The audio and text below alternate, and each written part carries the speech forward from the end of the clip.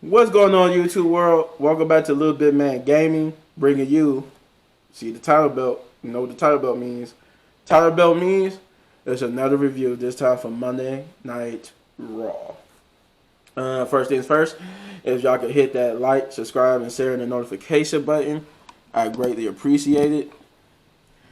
And yeah, do all those great things. Hit the like, notification button, subscribe, share, do all that because it helps the channel grow and it helps me grow as a YouTuber. It helps everything grow. Everything gets better with your feedback. Also, leave a comment. You know, that also helps too. Yeah, because we got to go to 100 subscribers. So, with that being said, let's get into this Raw review. So, first things first, they opened up the show with Drew McIntyre back from being quarantined. He was quarantined for 2 weeks because he was asymptomatic to the virus. So this is this was his first Monday in 2 weeks. He did say, he did lose, he did feel a little bit of fatigue, and he lost his sense of smell. But I think he said that was all the symptoms he saw. That's how he knew he had it, because he was losing his sense of smell and a little bit of fatigue. But yeah, he came back. He was cutting a promo. Then he was interrupted by none other than John Morrison and The Miz. And John Morrison and The Miz, they did a little annoying, those are slapsticks of, "Hey John." They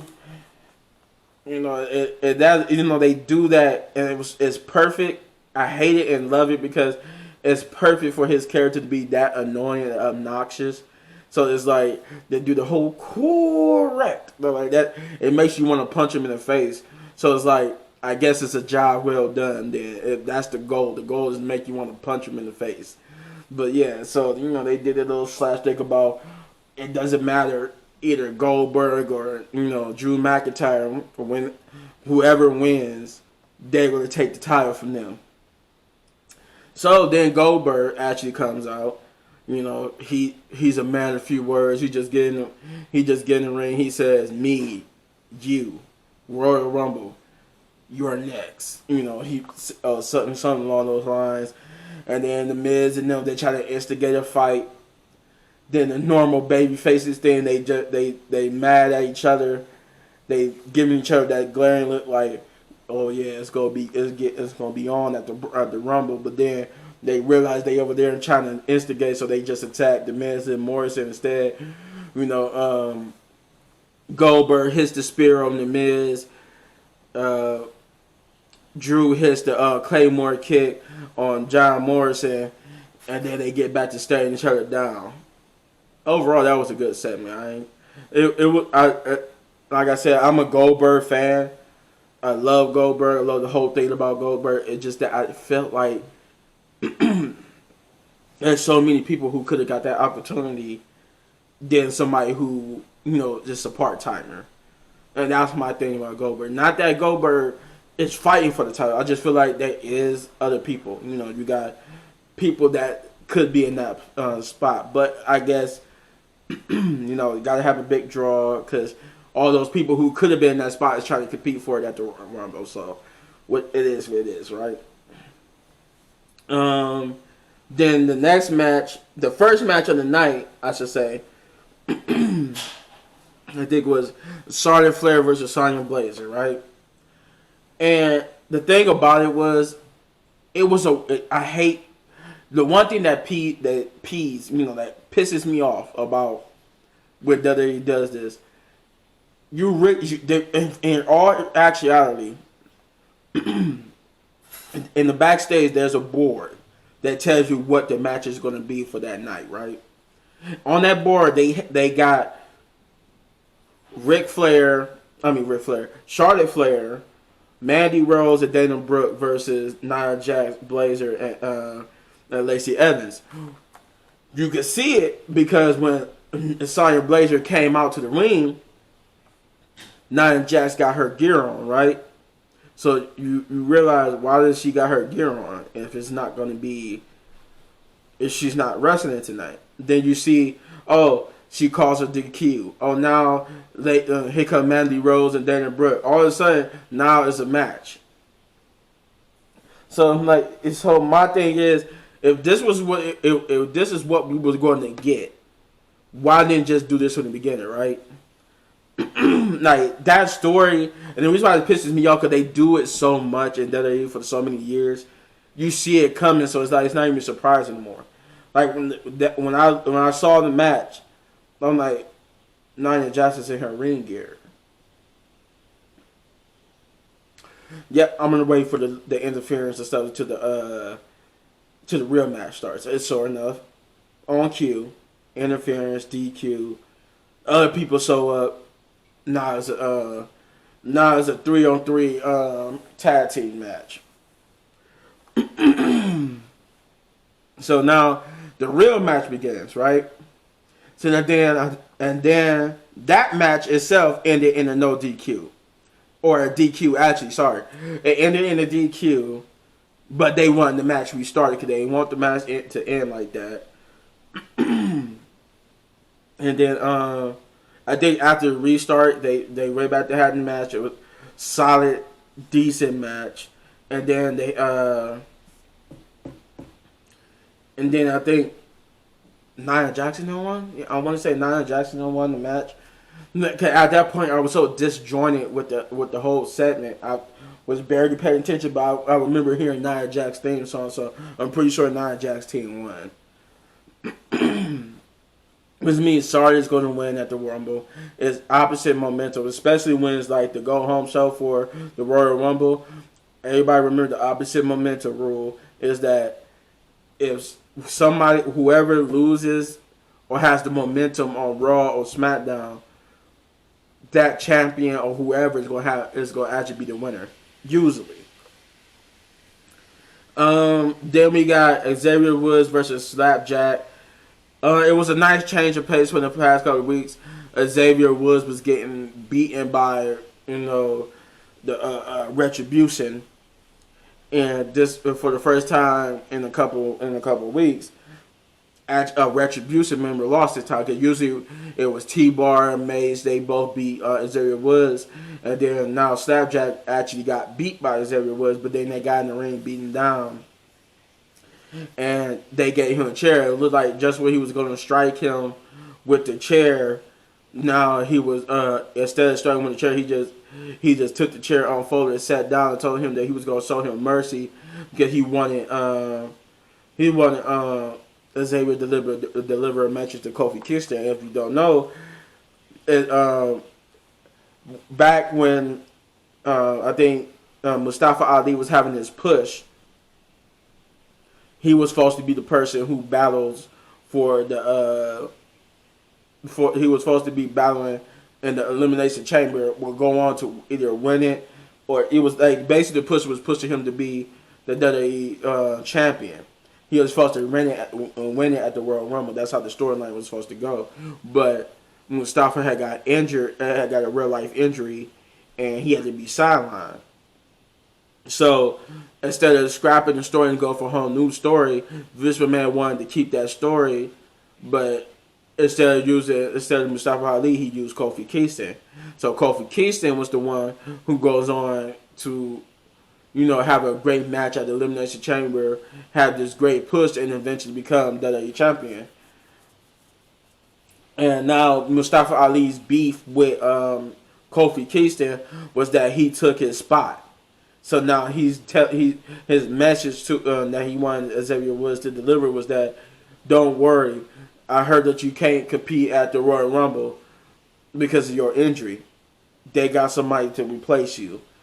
And that his name is Mustafa Ali. It's kind of like a payback.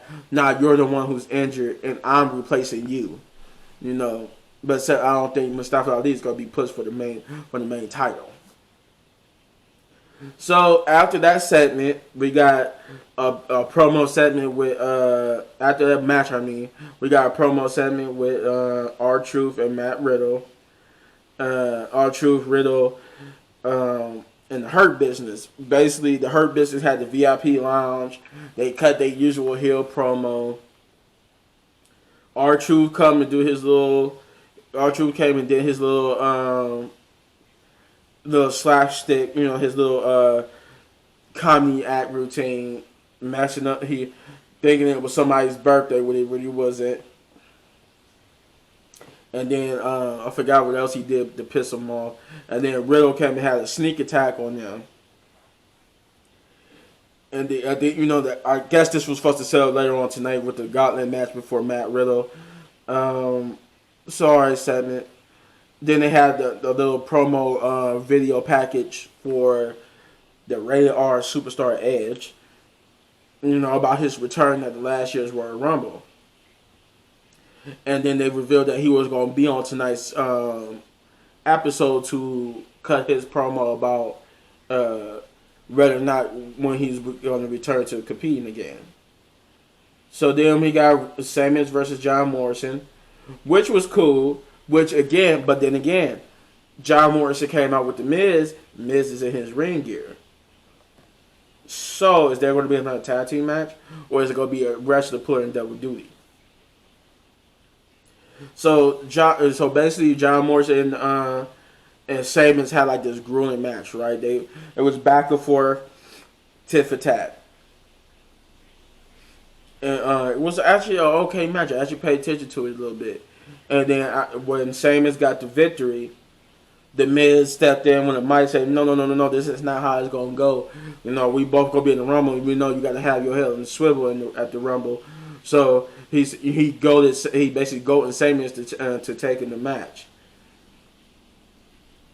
And then the match, I think that the next match was after he beat John Morrison, Samus accepted, so it was a handicap match. It went from Samus versus John Morrison to Samus versus The Miz and John Morrison in the handicap match, which I think Samus lost. I think he lost the handicap match. Correct me if I'm wrong in the comments below, because I tuned out for that one a little bit. Then again, it was just about momentum into the Rumble. Didn't really care about it too much, so I accidentally tuned out. But I'm pretty sure Samus lost that match. And then we got R-Truth versus AJ Styles. Then in that match went as just as I thought. Not gonna spend too much time on it. AJ Styles won. Just to let you know, AJ Styles won. He beat R-Truth. But the whole story was, it was a backstage segment earlier where R-Truth wanted in his own comedic fashion, he wanted to prove that he was worthy enough to be in the Money Debate briefcase match. But it was actually the Money Debate pay-per-view is months away, right? So R-Truth was once again confused, doing his little confused comedy act, and it's actually about proving yourself to be worthy in the Royal Rumble.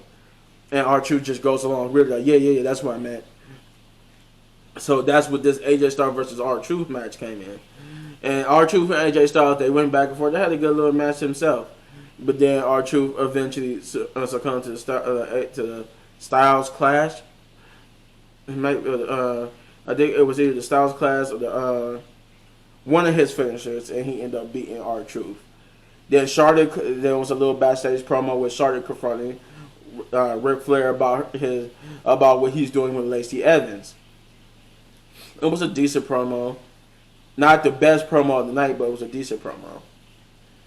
And I'm gonna tell you, I'll let you know who had the best promo of the night. But it was a decent promo. She was basically telling Ric Flair that she's not the bad guy in this situation, he is, and that he should be ashamed of himself for what he's doing. He's saying just because he tell his daughter, just because you're living up to the Flair legacy and you all this and that don't mean you can tell me what to do and blah blah blah. Lacey Evans was in there, but she left to let them have their little private time. But then as Charlotte was getting ready to leave from talking to Ric Flair, Lacey Evans came back and gave her the women's right. Knocked Ric Flair down, knocked her out, knocked Charlotte Flair down, and Ric Flair tried to go see about her like get in between them and go see about it. But Lacey Evans like pulled Ric Flair away, and basically was like, yeah, let's talk about how you always do that woo, and they left Sarter just sitting there on the floor. So then we had another backstage promo with Alexa Bliss doing. She talking about how she's going to bring a new toy, which is the Raw Women's Championship, to the Firefly Funhouse. She's talking about how how nobody was respecting her little Alexa Bliss playground last week. That that even Asuka was disrespecting the Alexa's playground, but that she was going to win and bring back the toy. Okay, promo, right? Usual, same old, same old. And then we got the Hurt Business. Matt Riddle or Riddle versus the Hurt Business in the Gauntlet match. The whole point of it, the Gauntlet match, is if Riddle could win the Gauntlet match, he would get a United States Championship match, I guess, at the Rumble. And to make a long story short, he ended up winning the match, and now he will have his opportunity at the Royal Rumble. He ran the Gauntlet. I think he beat MVP and Shelton Benjamin quick. That he had to beat Cedric Alexander. Yeah, I think he had to beat him last, but he ended up winning the Gauntlet match. But here's the one. Here was the hot one, the highlight, the best highlight of that night of Monday Night Raw. Edge was indeed he was on the show via video package. He cut a promo about how basically you can't, even when you're down, you can't give up. You gotta dust yourself off and keep going, right? He was basically saying that no matter what you go through, no matter where you at in your life, you gotta dust yourself off, pick yourself up, and go back and keep going, keep moving forward. And he cut a promo about how his mother, how he said he told his mom that he wanted to be a wrestler, and she said, "Well, go do it. Well, just go do it." And that was like that's how he became a wrestler, because she didn't say, she didn't tell him he couldn't do it or that you got to work hard to do it. She just said, just go do it. And that's what he did. He just went and did it, became a wrestler, whatnot, whatever. But the promo, Edge's promos always been a good promo, because it was always about how he's not going to stop fighting. And then he also talked about how when he retired, he was at WrestleMania and he was World Heavyweight Champion. Then the next day he had to go and retire as World Heavyweight Champion. So he won back where he never lost, and he wanted to be champion again. So that he declared himself he declared that he was officially entering the Royal Rumble, and that he was going to become either Universal or WWE Champion. And overall, that was like the best promo of the night, like A+ promo, right? And then we had the final match of the night was Alexa Bliss versus Asuka for the women's championship, or I should say Asuka versus Alexa Bliss for the women's championship. Now, the match was worthy of being the main event. It was just, sometimes I get it what they trying to tell. Alexa Bliss is in conflict with herself, but it takes away from the match. Now, at some point, I do want wrestling in my show. I'm a wrestling fan, so I do want to see somebody actually wrestle. And that's my biggest problem with this main event. It was too much story, not enough wrestle. It's like they was telling too much story, but I get it. So it's like it wasn't that bad, but it was bad enough for me to point it out, because it was like they would wrestle. They all of a sudden they would cut. You could tell they was using camera tricks to cut away. This match was pre-recorded. If you don't get what I'm trying to say, this match was already pre-recorded. They done this match already. This match was basically, they showed when they Alexa Bliss would knock Asuka out the ring, lets you know it's a rocket chair. Now she on the rocking horse in the ring. Then the rocking horse is gone because they took it away. But they make you believe that it was just in the ring. Then poof, it was gone. Then Alexa somehow changed ring gear. She went from having her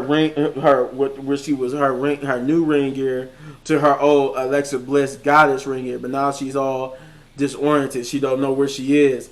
It's like she's trying to fight the Fiend's control, but then the Fiend's control took back over, and now she's Dark Alexa. Dark Alexa can't be beaten because she don't have no pain. So now she's getting these moves done, but now she's too strong now. She's stronger than Asuka and all this type of stuff. It took away from the match itself that could have been a good match if they just let them wrestle. We get it.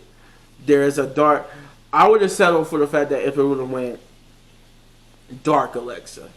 If they just, instead of having the rocking horse, the regular Alexa, and then Dark Alexa, if they just would have had straight, it went from Alexa to this Firefly, the Alexa's Playhouse Alexa to Dark Alexa. That's what I'm calling her.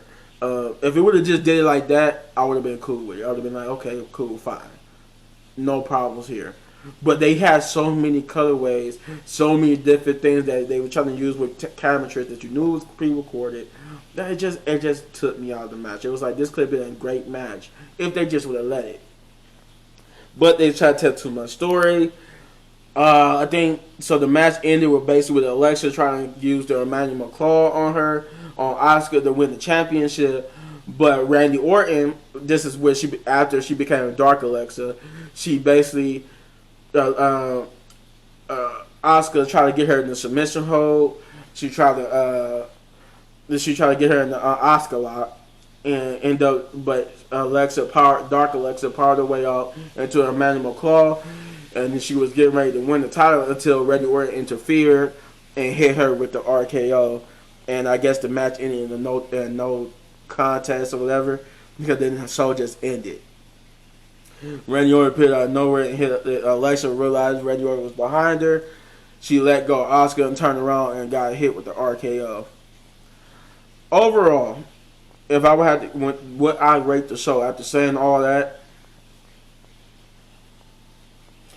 8 big ups. Just because I did like some segments. It wasn't a boring Raw, but it was some segments it shouldn't been the way it was. But overall, what made me give it an 8 was Edge's excellent promo and the somewhat excellent main event.